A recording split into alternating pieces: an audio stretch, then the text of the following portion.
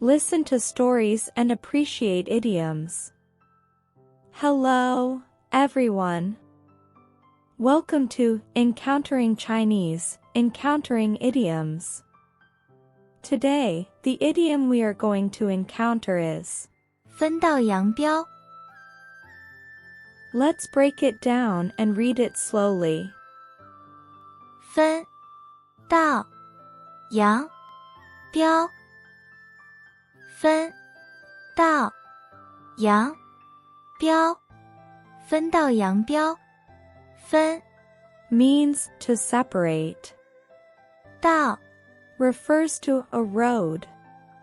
扬 means lift up or raise. 镳 refers to a horse's reins, which also symbolically represents the horse.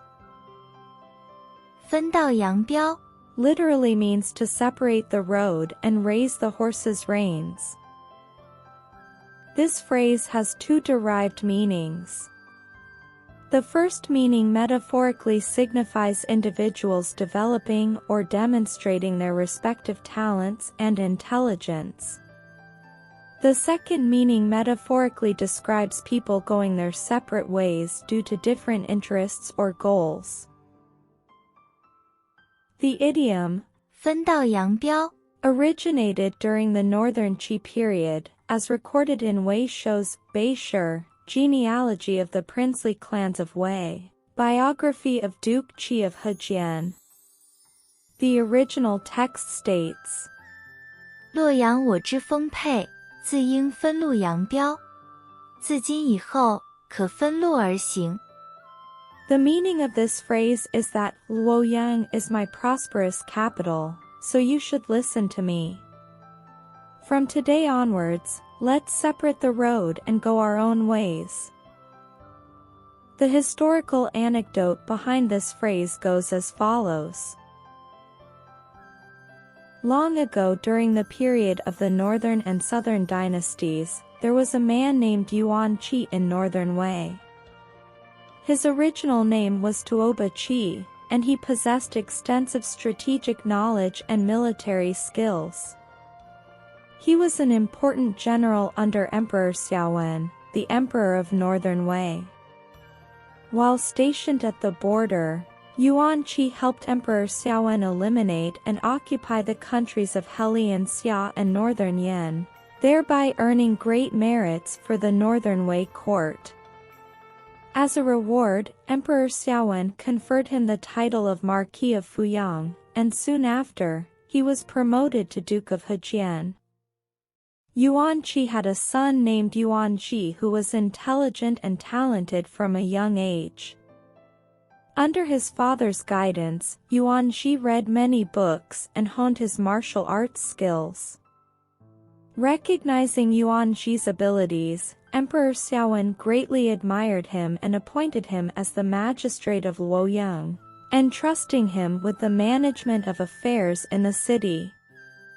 Shortly after, upon the recommendation of Li Biao, the supervisor of imperial secretaries, Emperor Xiaowen decided to relocate the capital from Pingqing in Shaanxi to Luoyang.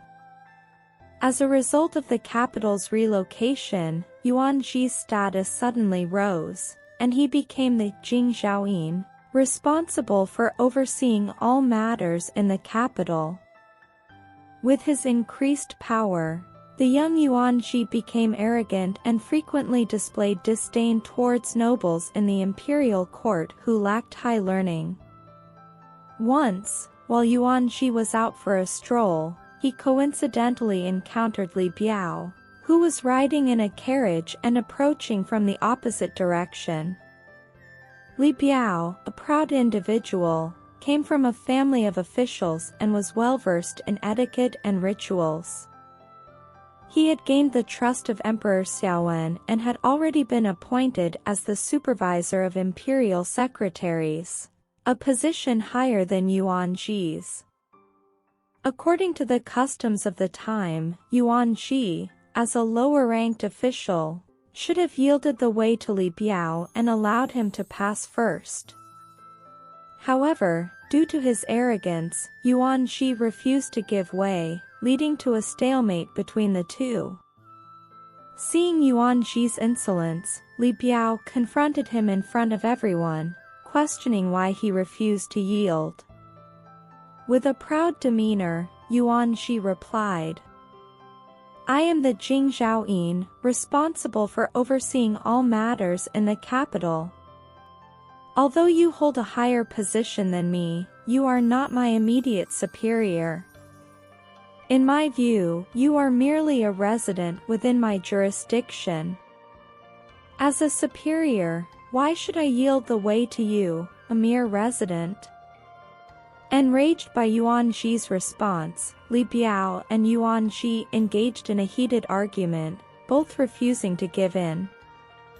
Eventually, they had to bring the matter to Emperor Xiaowen for judgment. As they stood before Emperor Xiaowen, Li Biao couldn't contain his frustration and spoke out first.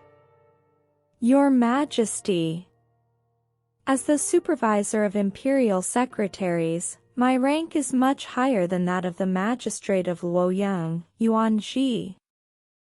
However, Yuan Shi, in his capacity as the magistrate, dared to obstruct me publicly. I asked him to yield, but he adamantly refused. It truly infuriated me." Upon hearing this, Yuan Shi stepped forward and said, "Your Majesty, although I hold a lower rank as the magistrate of Luoyang compared to Li Biao, I am the official in charge of all affairs in the capital. Li Biao resides in Luoyang and is a member registered under my jurisdiction. Even if he is the supervisor of imperial secretaries, he should abide by the rules of this place. Li Biao is a resident under my jurisdiction, and he should listen to my orders and yield the way to me." Having listened to both sides, Emperor Xiaowen found their arguments to be reasonable and smiled before saying, "This is Luoyang, but it belongs to Northern Wei. Therefore, all of you must listen to me. I believe that each of you has your own reasons. How about this? From now on, you will go separate ways and walk on different paths. Won't that resolve the issue?" Upon hearing Emperor Xiaowen's words, both Yuan Shi and Li Biao nodded in agreement. Subsequently, when they returned, they measured the width of the road and divided it equally, each taking one side. From that day forward, they walked their own paths, no longer quarreling over the road. In this story, Emperor Xiaowen suggested that Yuan Shi and Li Biao go separate ways, each following their own path. Thus, the idiom 分道扬镳 was born. There is another story. During the Northern Song dynasty in ancient China, there were two prominent politicians named Wang Engshi and Sima Guang. In their youth, they both worked tirelessly for the stability of the Song dynasty. As colleagues and good friends in the imperial court, they often engaged in discussions about the affairs of the state, but their ideologies differed. Wang Engshi advocated for reforms in politics, economics, and education. He believed that by changing the laws, he could address the issues of corruption, economic decline, and military weakness that plagued the Northern Song dynasty. Wang Engshi's reform agenda aimed to strengthen the power of the central government and improve the country's economy. He implemented new policies such as increasing agricultural taxes and organizing regions into administrative units. Each unit consisted of 10 households, and several units formed larger divisions. The heads of these divisions were appointed to manage local affairs. Wang Angshi believed that this approach would effectively address the problems of chaotic local governance.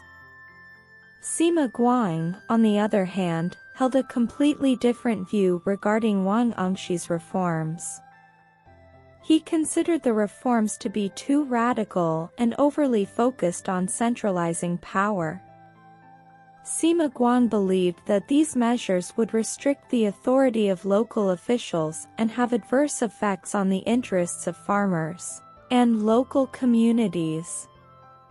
Whenever the two discussed these matters, arguments would ensue, and gradually, they stopped engaging in conversations about state affairs.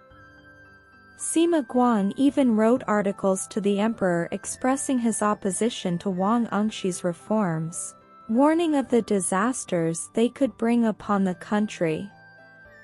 As time passed, the political differences between Wang Angshi and Sima Guang grew larger, ultimately leading to the rupture of their friendship. They had distinct political stances and reform ideologies, and they chose to pursue their respective paths. Historical records indicate that when Wang Angshi attended court sessions, Sima Guang would deliberately avoid him. Similarly, when Sima Guang received the promotion, Wang Angshi would resign from his official position. Both individuals, due to their differing ideologies, had no desire to encounter each other. In this story, Wang Angshi and Sima Guang were initially colleagues and friends, but due to their different governing philosophies, they each defended their own beliefs and chose not to interact with one another. This is the idiom 分道扬镳. Two stories have been told. Next, let's review the idiom we encountered today. 分道扬镳. 分道扬镳. Finally, let's use 分道扬镳 to make sentences. 他们以分道扬镳闯自己的事业去了。他们以分道扬镳闯自己的事业去了。他们本来个性志趣就不同，分道扬镳实属必然。他们本来个性志趣就不同，分道扬镳实属必然。That's all for today's Encountering Idioms. If you like it, please like and subscribe. See you next time.